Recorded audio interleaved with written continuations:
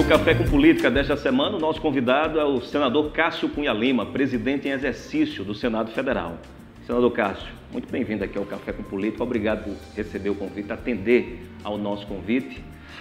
Em princípio, eu gostaria de uma análise, de uma opinião sua, de uma avaliação sobre o julgamento do ex-presidente Luiz Inácio Lula da Silva, condenado em segunda instância, o Tribunal Regional Federal de Porto Alegre, com a sua avaliação sobre essa decisão.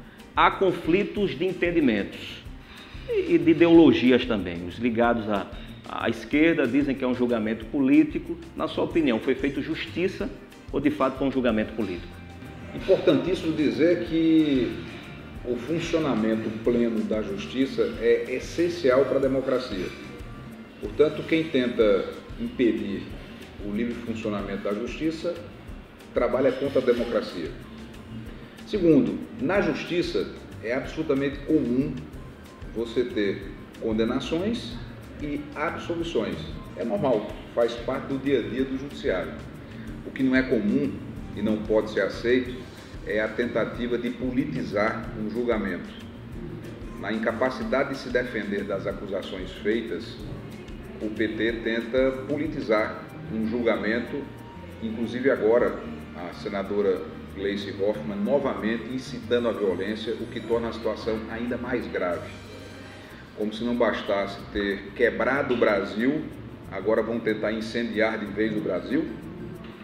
Então, é preciso respeitar as decisões judiciais. Você acredita que essa decisão pode gerar uma convulsão social no Brasil? Não tem força para isso. Eles vão tentar radicalizar, como tem sido a defesa da senadora Gleisi, um equívoco enorme, um desrespeito ao povo brasileiro, um povo que está vendo o que está acontecendo. O que foi desbaratado no Mensalão e na Lava Jato foi o maior esquema de corrupção da história do Brasil. Então é preciso acatar a decisão da justiça. Você pode até não se conformar e recorrer dela. Até aí faz parte do jogo do Estado de Direito. Agora, se confrontar com o Poder Judiciário, incitar violência, tentar politizar um julgamento que é independente, que é autônomo, isso não é possível. Então não há o que se comemorar com a condenação de um líder popular como o ex-presidente. Há de se lamentar as razões que levaram a justiça a ter que impor uma condenação. É como diz muito bem o ministro Marco Aurélio, o processo não pode ter capa, tem que ter conteúdo. Então, não importa se se trata de um ex-presidente da República, ou de um agricultor, ou de um senador, ou de um médico, não importa, nós temos que construir um país definitivamente onde todos sejam iguais perante a lei, onde todos respondam pelos seus atos. Então é deixar a justiça funcionar, porque o funcionamento da justiça é essencial para a democracia. Quando se tenta impedir o funcionamento da justiça, aí sim se atenta contra a democracia. Quando se faz um estímulo à violência, aí sim se comete mais um crime.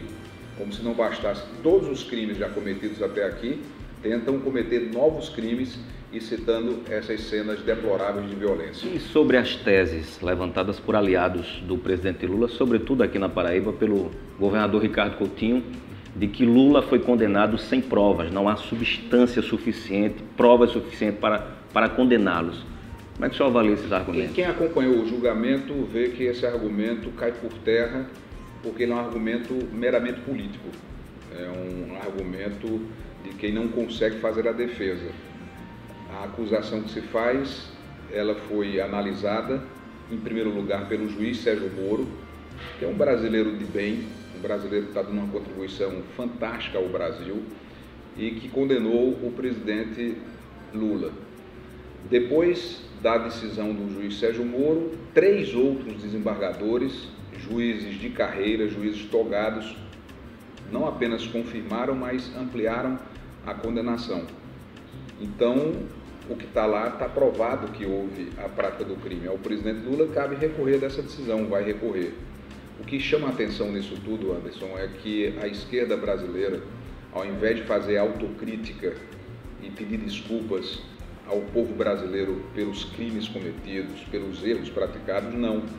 tenta dizer, olha, nós estamos sendo vítimas de uma perseguição.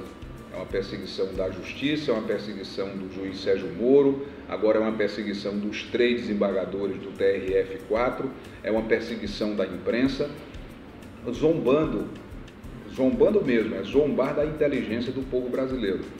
Então, ao invés de fazer uma autocrítica, a esquerda brasileira presta um desserviço ainda maior ao país.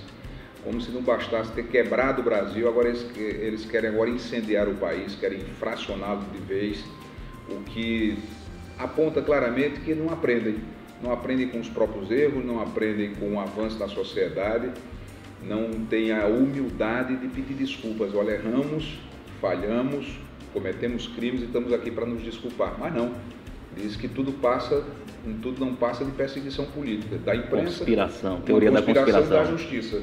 Né? Falam até dos Estados Unidos. Né? Era do Sérgio Moro, do juiz Sérgio Moro, agora são dos 3 desembargadores que fizeram a confirmação da sentença. Tudo isso é muito triste, é lamentável, não há o que se comemorar nisso, eu repito, há o que se lamentar de ver o Brasil vivendo esse momento em que, infelizmente, ao invés de aprender com os erros, a esquerda tenta insistir nesses erros e zomba, literalmente, da inteligência do nosso povo. Com essa decisão, com essa confirmação, caso Lula se enquadre numa ficha limpa, né? Ninguém sabe se essa decisão, se os tribunais vão confirmar, porque me parece que cabe recurso ainda e pode ser reformulado. Muda a conjuntura política eleitoral de outubro? Acho que a participação de Lula seria até importante, eu digo com toda clareza. Não estou aqui dizendo que ele não deva ser julgado nem condenado se a culpa ficar caracterizada como está ficando de forma muito clara. Eu estou fazendo uma análise meramente política, estou abstraindo o aspecto jurídico que compete à justiça analisar, mas politicamente seria muito bom que o presidente Lula pudesse disputar a eleição para que o povo brasileiro fosse dar o seu grande veredito. Mas existe lei, e a lei tem que ser cumprida. E a lei da ficha limpa diz: quem for condenado em colegiado, que é o caso do Tribunal Regional Federal da 4ª Região, fica inelegível. Então tem que se aplicar a lei contra todo mundo. O que não se pode é ter essa passividade de inconformismo com a decisão judicial. Você pode até não aceitar, você pode até não considerar justa, mas tem que acatar. Eu vou dar o meu exemplo. Eu perdi injustamente um mandato de governador. A decisão foi equivocada, eu morro dizendo isso, foi equivocada, foi injusta. Né? Só que eu tive que me conformar, porque assim manda a regra da democracia. Os meus dramas pessoais não podem ser maior do que os valores da Constituição, da República. E nos valores da Constituição e da própria República, a decisão judicial se acata, se respeita, porque do contrário você está rompendo com um princípio elementar da própria democracia. Falar nesse tema, alguns aliados de Lula, da esquerda, dizem que o julgamento dele foi muito célere. E aí, em contrapartida, eu trago aqui para Paraíba, para o seu exemplo, há também uma insatisfação, um reclame geral com o julgamento do governador Ricardo Coutinho no Tribunal Regional Eleitoral da Paraíba, mais especificamente sobre a AGE do Empreender. Como é que se houver essa dicotomia? Se há que é celeridade em um e uma certa procrastinação no julgamento aqui específico aqui da Paraíba. No caso do processo do ex-presidente Lula, não me parece nenhum tipo de agilidade maior do que outros processos dentro da Lava Jato. O que se vê hoje é, sob o comando do juiz Sérgio Moro e no grau de recurso do TRF, uma justiça que funciona, uma justiça que julga, que é o que o Brasil precisa. Nós tínhamos um tempo em que a prestação jurisdicional da justiça era muito lenta, letárgica, tardia.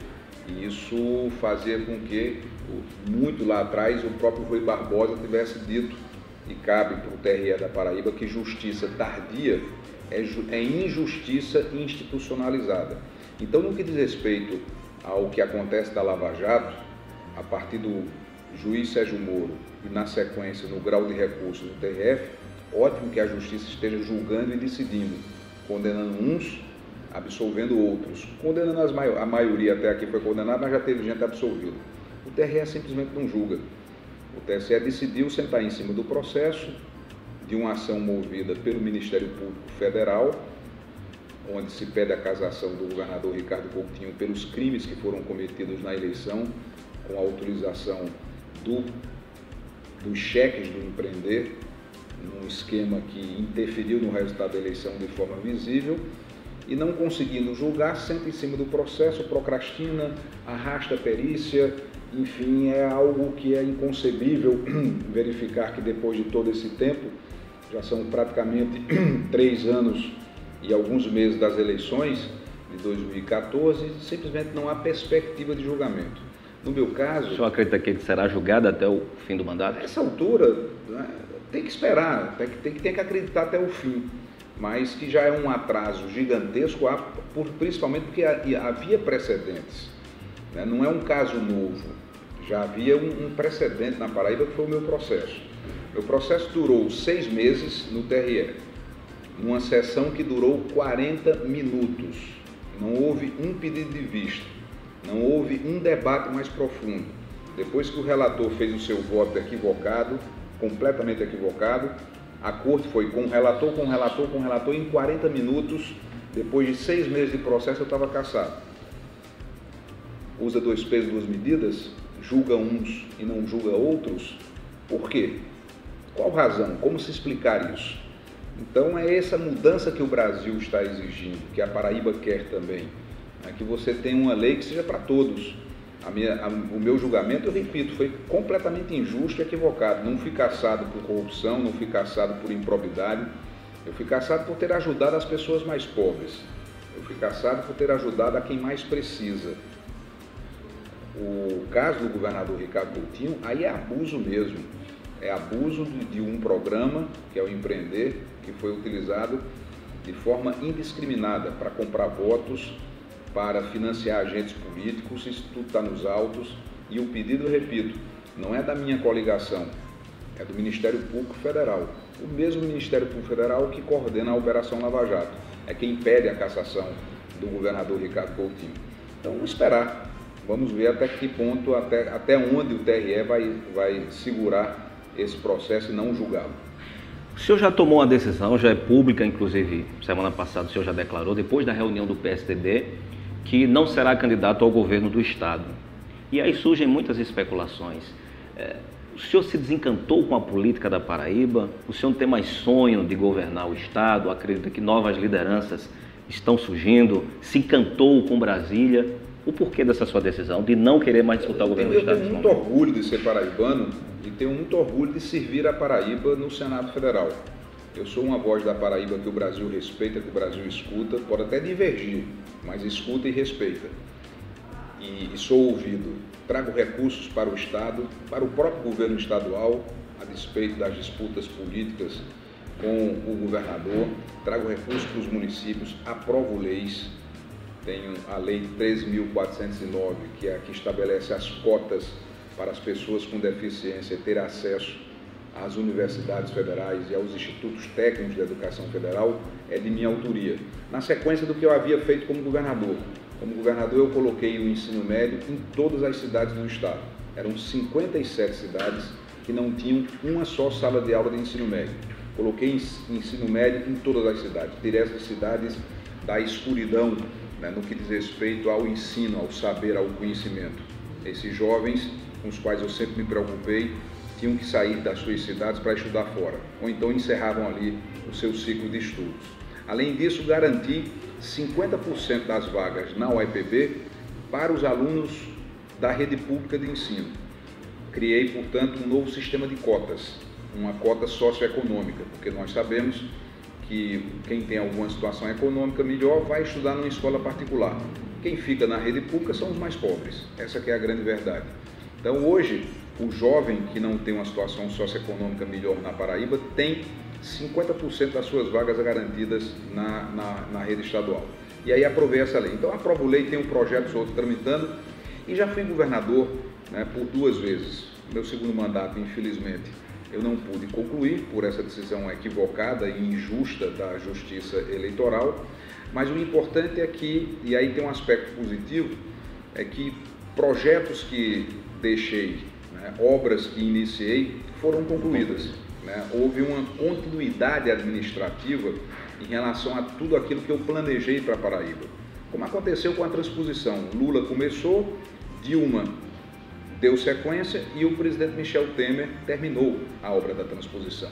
Então, obras como o Centro de Convenções Ronaldo Cunha Lima, o Teatro Pedra do Reino, o canal Acauã Araçagi, adutoras, a adutora Translitorânea de João Pessoa, a adutora São José de Campina Grande, a adutora do Cariri, estradas, dentro do programa de estradas, sobretudo as obras financiadas pela CAF, que foi um empréstimo internacional, todo ele viabilizado no período em que eu fui governador. Então eu deixei uma herança bendita, né, de projetos, obras que foram iniciadas, além das que pude concluir, naturalmente, concluí muitas obras, e, portanto, aquilo que eu planejei para o Estado, como teve essa continuidade administrativa, o que é bom, naturalmente, como aconteceu, repito, com o caso da transposição, me permite ter a certeza que eu posso continuar servindo bem a Paraíba, né, com o orgulho que tenho de ser senador pela Paraíba no Senado Federal, e dar oportunidade a outros. Acho que outros que ainda não tiveram chance de chegar ao governo do Estado e que têm experiência comprovada, né, e eu me refiro especificamente ao prefeito Romero Rodrigues, que realiza um trabalho fantástico em Campina Grande, e também o prefeito Luciano Cartacho, que igualmente realiza um trabalho fantástico em João Pessoa. Esses dois podem, né, ao meu ver, disputar a eleição. Tem o terceiro nome do senador Maranhão, que como eu já foi governador, mas que tem uma visão diferente, acha que deve disputar mais uma vez a eleição para governador do Estado. Eu respeito, obviamente, a opinião do senador Zé Maranhão, ele tem toda a legitimidade de se apresentar como candidato e de postular mais uma vez um quarto mandato, porque seria a quarta vez que ele estaria chegando ao governo do Estado. Mas eu respeito essa posição de Maranhão, mas acho que a rotatividade, o rodízio, a alternância de poder é outra qualidade da democracia. Então, você permitir que pessoas que ainda não chegaram ao governo possam ter sua oportunidade, eu acho positivo para Paraíba. O senhor é candidato à reeleição do Senado Federal. Certa feita eu vi uma entrevista sua que eu achei interessante, lançando um desafio ao governador Ricardo Coutinho. Nessa indefinição, ou suposta indefinição, de se ele será candidato ou não ao Senado, o senhor fez um desafio dizendo que queria que ele fosse candidato para vencê-lo nas urnas. Essa concepção que o senhor tem, que o senhor perdeu as eleições de 2014 para Ricardo Coutinho por conta desse uso da máquina, no Senado o senhor acredita, vislumbra ter mais votos do que Ricardo Coutinho? Não, veja só, a declaração não foi bem assim, foi dentro de outro contexto. Em primeiro lugar, você não escolhe adversário, né? Você tem que fazer o seu trabalho, né, focado para quem você se dirige. Eu tenho uma vida inteira de dedicação às pessoas mais pobres, a quem mais precisa. Sempre trabalhei, né, pelo agricultor, sempre trabalhei com uma preocupação muito forte em relação ao jovem. Então, o primeiro aspecto, não se escolhe adversário. Eu vou disputar a eleição para o Senado com quem, né, se apresentar. Apenas eu comentava que todo esse discurso que o governador Ricardo Coutinho vem fazendo, que ficará no governo, é um blefe. É um blefe. Por que o senhor diz isso? Porque ele está tentando impedir que a vice-governadora Lígia Feliciano se viabilize como candidato. E a essa altura já começa a dar sinais que teve êxito. Porque se ele tivesse dito há 3, 4, 5 meses atrás que estaria se desincompatibilizando para disputar a eleição do Senado, o eixo de poder na Paraíba teria mudado em direção à vice-governadora que estaria assumindo o governo do Estado.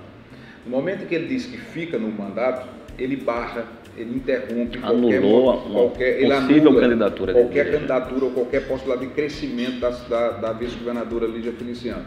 Então foi um pouco dentro desse contexto que fiz esse comentário e continuo achando que é um blefe.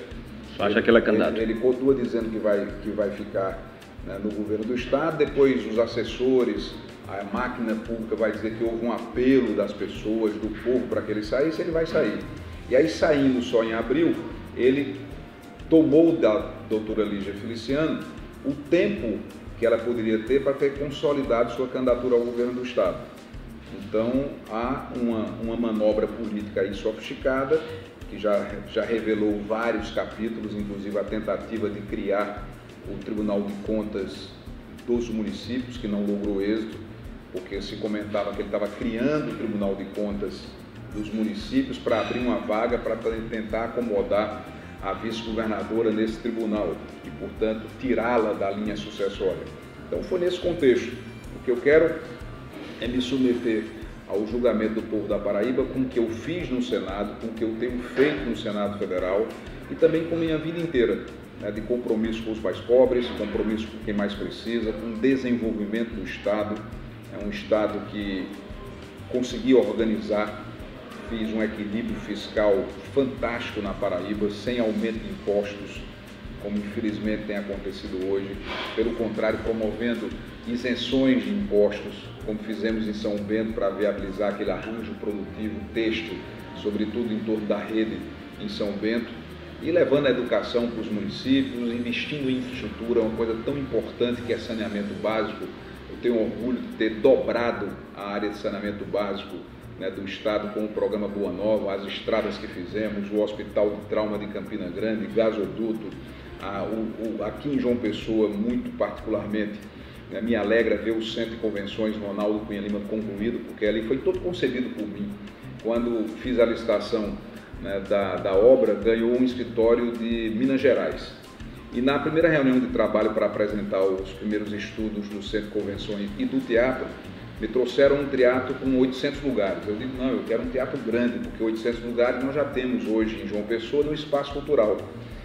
Aí foram para Minas tocar o projeto, na outra reunião me trouxeram um teatro de 1.200 lugares. Eu digo, vocês não entenderam, eu quero um teatro grande, eu quero um teatro que comporte grandes shows, que comporte congressos, convenções. Então todo aquele projeto foi concebido, foi criado, foi pensado no seu governo? Participei, nós lançamos a obra à licitação. Aqui você não tira o mérito de quem fez, claro, mas há mérito quem deixou tudo pronto para fazer, né? Quem viabilizou recursos, projetos, licitação. Isso vale para o Centro de Convenções Ronaldo Cunha Lima, vale para o Teatro Pedra do Reino, vale para o Canal Acauã Araçagi, vale para as estradas, vale para adutoras, vale para casas que deixamos com tudo encaminhado para a construção de casas em João Pessoa, em Mamanguape, em Campina Grande. Ótimo que tinha sido feito. É assim que as coisas devem funcionar, né? É o exemplo positivo da transposição. Lula começou, Dilma deu sequência e Temer terminou. Então essas obras todas deixei encaminhadas num estado arrumado, né? E o importante é que elas estão prontas. O importante é que tenha essa continuidade administrativa, o que no passado era inclusive alvo de muita crítica. Então vamos continuar nesse trabalho pela Paraíba, né? Olhando para o desenvolvimento do Estado. Tem coisa errada? Tem muita coisa errada. É onde entra a oposição. A oposição tem que apontar os erros. Não dá para imaginar que, por exemplo, nos próximos 4 anos, a segurança pública vai continuar do jeito que está.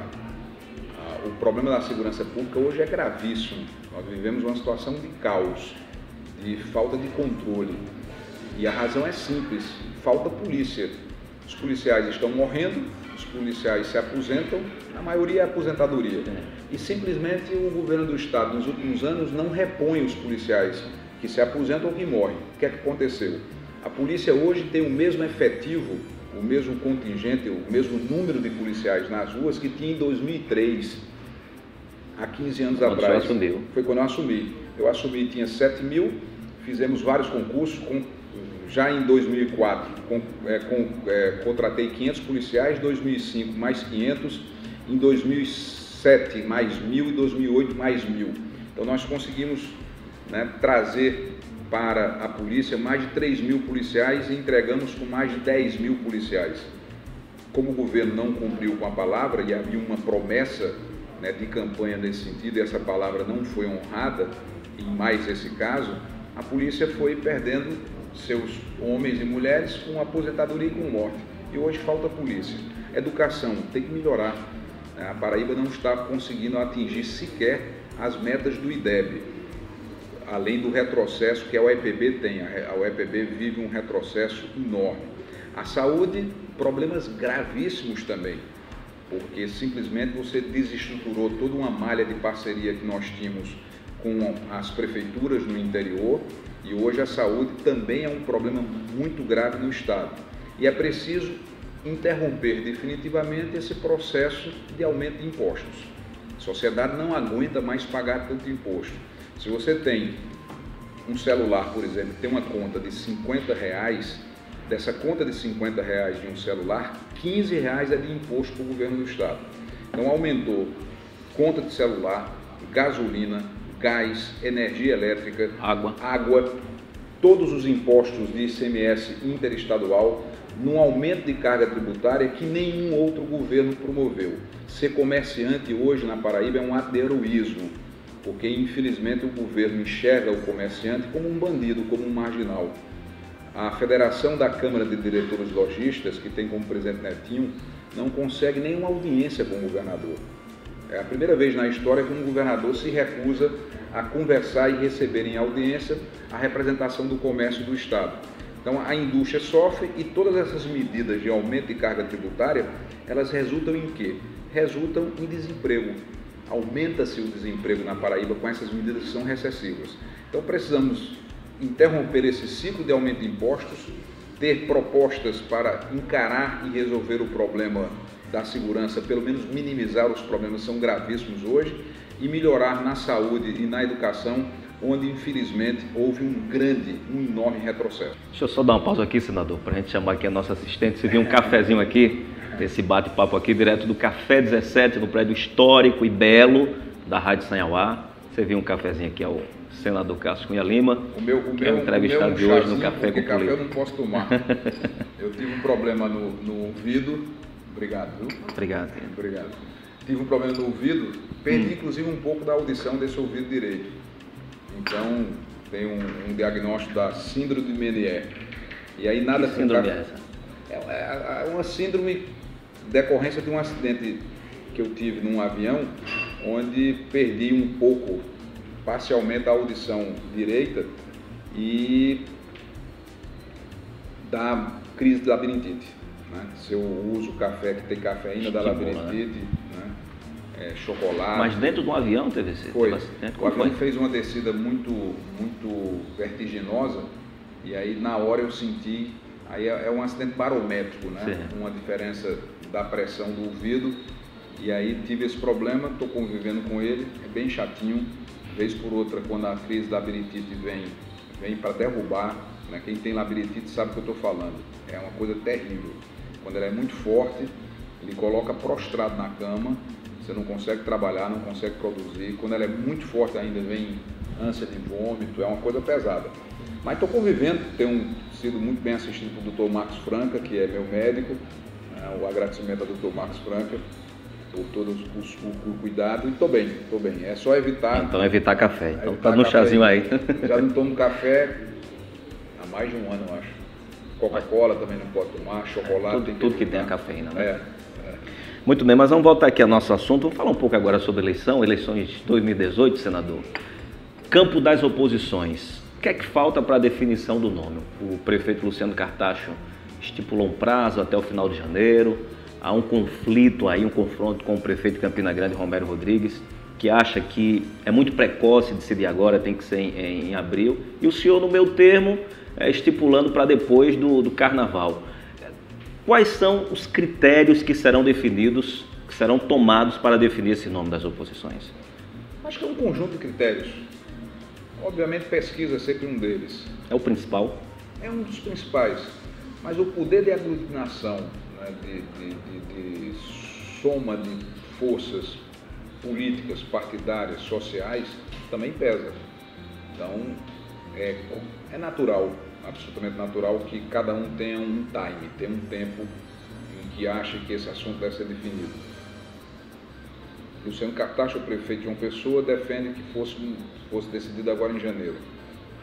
O prefeito Romero já acha que é um pouco mais lá à frente, já final de março, início de abril. Eu faço da sabedoria popular minha resposta, nem tanto ao céu, nem tanto à terra. Eu acho que após o carnaval, né, eu acho que é um tempo razoável para que possamos começar a definir esse quadro. Até porque nós temos mais do que nomes a serem definidos, nós temos que ter programas, propostas, projetos. A oposição tem e terá a apresentar à Paraíba projetos, propostas, soluções para os problemas que o Estado vive. A começar pelos temas que eu já me referi. Mas, além disso, tem questões mais pontuais, tem questões vinculadas a outros segmentos que não foram aqui mencionados, mas que também têm sua importância. Então, acho que é a minha visão. É óbvio que eu não sou o dono da verdade, nem senhor da palavra da oposição. A oposição tem várias lideranças, vários pensamentos. O que eu acho que então nós temos que ter convergência. O ideal é convergir para uma candidatura única. Essa é a situação ideal. Mas também não é o fim do mundo se tivermos 2 ou 3 candidaturas. Isso não ajuda a candidatura governista, não? Olha, é por isso que eu digo, o ideal é que tenhamos uma convergência. Todas as eleições da Paraíba foram disputadas em 2 turnos, no que diz respeito ao governo do Estado. Teve alguma de primeiro? Não teve. Todas as eleições foram decididas de Maranhão, 98, né? 90, mas não houve eleição. Não houve eleição. Ele ganhou na convenção, na verdade. Ganhou na convenção. Ali foi na verdade, Gilvan se apresentou ali como um anticandidato. Ali já se sabia o resultado da eleição. A disputa real foi dentro do PMDB. Então, não houve segundo turno, a exceção dessa. Possibilidade que nós temos uma eleição de segundo turno também muito grande. Muito grande. O importante é que mas as oposições unidas, elas podem ser definidas no primeiro turno. Concorda? Na verdade, quando você fala em oposição unida, em torno de uma candidatura. É preciso situar geograficamente isso. Porque quando saiu do resultado da eleição municipal, a oposição ganhou uma força enorme, porque nós tivemos uma vitória fantástica. Hoje a oposição na Paraíba governa mais de 70% da população do estado, no âmbito municipal. O que eu quero dizer é o seguinte, para quem conhece a geopolítica da Paraíba, mais do que essa leitura de uma candidatura única nas oposições, vai pesar muito o comportamento que terá João Pessoa e a grande João Pessoa com Campina Grande e o entorno de Campina Grande. As experiências todas mostram que quem ganha na grande João Pessoa e ganha também em Campina Grande, ganhou a eleição no estado. Porque no restante do interior tem um certo equilíbrio de forças. A política do interior ela é muito candente, ela é muito acalorada, de paixões, de lado, cordão vermelho, cordão encarnado, e isso se reflete também nos resultados eleitorais. Então, as cidades do interior, elas sempre têm 2 lados, raramente tem um terceiro lado, e o que eu quero dizer com isso é que se houver uma unidade real do prefeito de João Pessoa, com a liderança que tem em João Pessoa, tendo ainda a participação de Emerson Panta em Santa Rita, de Leto em Cabedelo, de Luiz Antônio em Bahia, para mencionar apenas grande João Pessoa, estrito senso, João Pessoa e sua região metropolitana é maior do que isso, só para simplificar. Grande João Pessoa e estrito senso, a área limítrofe de João Pessoa. Cabedelo, João Pessoa, Bahia e Santa Rita.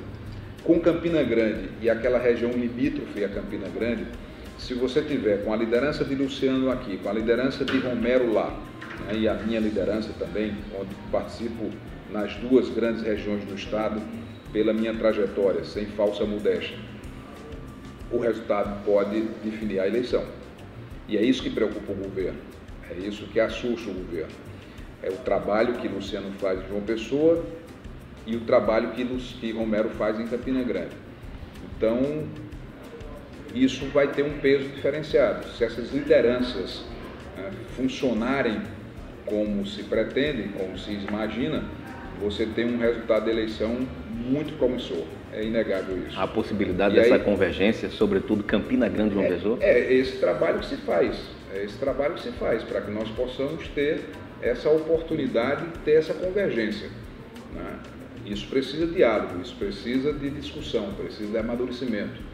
No caso do prefeito Romero, o que o credencia a ser candidato a governador é sua administração em Campina Grande.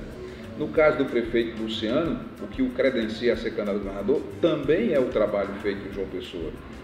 Então, vamos tentar afunilar isso e tentar convergir nessa direção. E ainda tem a pré-candidatura que não pode ser esquecida, dos senadores da Maranhão. É tempo de conversa, é tempo de discussão, vamos tentar fechar nesse sentido, dentro do que é possível na política. É possível o PSDB ter a candidatura própria? O senhor trabalha com essa ideia? O senhor acredita que estrategicamente, politicamente, é o caminho mais correto? Vai depender única e exclusivamente da decisão que será tomada pelo prefeito Romero. Não é uma decisão fácil. Eu já vivi isso. Você se desincompatibilizar, renunciar a uma prefeitura para disputar outra eleição. E é uma decisão que o poeta Raimundo Asfora, o tribuno Raimundo Asfora, definia de forma perfeita como do reduto íntimo e inviolável. Asfora usava essa frase para dizer o que nós sabemos. Tem momentos nas nossas vidas que a decisão é da pessoa. Escuta opiniões, pondera sugestões, mas a decisão acaba olhando para o espelho com ele mesmo e decide o que fazer. Então Romero e Luciano estarão diante dos seus redutos íntimos e invioláveis. É uma decisão que cabe a um dos dois, cabe aos dois, né? De sair ou não de suas respectivas prefeituras. Então vão tomar essa decisão, ponderando, ouvindo as opiniões, e tenho certeza que nos dois casos, com um espírito público, com um desprendimento, com grandeza, para tomar a decisão que seja melhor para Paraíba. Dentro dos critérios que o senhor elencou aqui, para a escolha do candidato, que o senhor acha interessante, importante, o senhor citou pesquisa, poder de aglutinação política em torno dos partidos. Hoje, no campo das oposições, Luciano seria esse candidato que tem esse perfil, que agrega mais esse perfil? Eles têm hoje igualdade de condições, né? Eu acho que não tem como você mensurar agora quem está na frente de quem. Vai chegar um momento, inclusive, em que Romero e Luciano eles vão ter que conversar entre eles também, né, para tentar... Romero até já admitiu uma conversa essa semana com ele. Eu acho que essa conversa é natural, ela é necessária. A Paraíba espera que eles possam se entender. Há uma expectativa muito grande, né, nesse segmento da oposição paraibana que haja esse entendimento, né, que inclui, inclusive, o próprio senador Maranhão. Então, é dar tempo ao tempo. Respeitamos a opinião do prefeito Luciano Cartacho, que deseja uma solução em janeiro, mas semana que vem já é carnaval. Né? Quer dizer, não é carnaval no Brasil, mas é carnaval aqui, em João Pessoa. Né? Tem as prévias, né? As prévias aqui são mais fortes aqui do que o próprio carnaval. Aí na sequência vem o próprio carnaval. Acredito que após o carnaval, né, e final de fevereiro, início de março, essa coisa começa a se definir. O senhor falou aqui sobre a pré-candidatura de Maranhão. Falou do seu entendimento, né, de que novas lideranças deveriam surgir. O senhor citou o seu exemplo, que já deu a sua contribuição, e cita Maranhão também. Do ponto de vista político, o senhor enxerga viabilidade eleitoral na pré-candidatura de Maranhão? Não é gentil da minha parte fazer essa análise, porque eu estaria, né, desqualificando a pretensão dele. Quem tem que fazer esse juízo é o próprio senador Maranhão. É ele que tem que fazer essa avaliação. Né? O que me cabe é respeitar a legitimidade da pretensão dele. Nós estamos tendo um momento de muita maturidade nos nossos relacionamentos. Depois de anos de confronto, né, de enfrentamento, nos encontramos em Brasília e fizemos o que era correto, que era deixar divergências de lado e convergir na defesa dos interesses da Paraíba. Acho que seria muito ruim para a Paraíba se eu estivesse me engalfinhando, me digladiando com o Maranhão permanentemente no Senado. Então, com a maturidade que ele tem, com a maturidade que alcancei, estamos nos entendendo. Temos hoje um bom relacionamento e a nossa ação beneficia a Paraíba, uma ação conjunta que traz resultados. Eu já elenquei alguns deles, né? Posso lembrar outros. Daqui a pouco, o aeroporto de João Pessoa e de Campina Grande, graças também à bancada federal, né, que não se dividiu, estará fazendo com que os terminais tenham um túnel, que é o sistema Elo, que se chama, que é uma ponte terrestre, né, uma passarela, né, que leva do terminal para a aeronave. É mais um investimento que é fruto de uma emenda de bancada. Então temos bons resultados com essa unidade de ação. Temos divergências, tivemos no passado, mas a Paraíba me elegeu senador e 4 anos depois a Paraíba elegeu o Maranhão também senador. O que é que nos cabe? Vamos entender, respeitar a decisão soberana que o povo teve e evitar disputas menores. E assim temos agido. Se a gente conseguir convergir para a eleição no mesmo campo, será muito bom para a Paraíba também. Se não for possível, paciência. Então, cabe ao senador Maranhão fazer essa avaliação e não eu. Senador, só para a gente concluir, foi cogitada aí uma chapa da oposição com Luciano Cartacho cabeçando essa chapa. A vice seria a esposa de Romero Rodrigues, Micheline Rodrigues, né, contemplando Campina Grande, o senhor e Raimundo Lira, candidatos ao Senado. Essa seria a chapa ideal? Não tem chapa ideal a essa altura, né? Porque você tem 3 pré-candidaturas, eu não posso estar aqui eliminando elas. A pré-candidatura que eu defendo é a do meu partido, que é a do prefeito Romero Rodrigues. Né? É natural que assim seja, porque além de ser um companheiro de partido, é um correligionário, é um amigo. Eu queria dizer, quando eu disse companheiro de partido, é porque já é correligionário, mas além disso tudo é um amigo, com quem convivo há 30 anos. Mas a decisão tomará será ele e terá o meu respeito na decisão que ser tomada, que não é fácil. E ele tomando essa decisão, anula a sua pretensão de ser candidato à reeleição? Não necessariamente, eu já me coloquei à disposição de várias formas para servir. O importante é que eu possa estar consciente que estou ajudando a Paraíba da forma como for. Então não é uma imposição, uma matemática direta. Não, se Romero for candidato ao governo, Cássio não pode ser candidato ao Senado. Isso não é uma coisa verdadeira, isso é um mito, isso é uma lenda. Então vamos ter que analisar esse cenário. O Romero tem sido muito gentil nas declarações desse aspecto. Eu faço com o Romero o que ele fez comigo a vida inteira, que é apoiá-lo. O Romero me apoiou a vida inteira. Né? A vida inteira tive o apoio, cheguei aonde cheguei, sempre com a participação importante dele. E a recíproca é verdadeira. Em todas as disputas de Romero, ele contou com o meu apoio, com a minha solidariedade, e trabalhamos juntos na Prefeitura de Campina, no governo do Estado, agora novamente ele já no comando da Prefeitura. Anderson, fazer com que as coisas possam ser resolvidas com o diálogo, com o desprendimento, com o espírito público, procurando todos nós estarmos conscientes das nossas responsabilidades. Temos responsabilidades imensas, até porque o Brasil já experimentou tentativa de terceiro mandato, de eleger quem não tem experiência, quem nunca foi votado, quem nunca disputou eleição, e o Brasil tem na memória a tragédia que foi o governo Dilma. Então a Paraíba precisa ter muito claro na sua memória o que foi de trágico o governo da presidente Dilma para o Brasil, que foi apresentada como a responsável pelas obras, a gerente, a gestora, a técnica, a mãe do PAC, era a mulher responsável pelas obras do PAC e deu no que deu.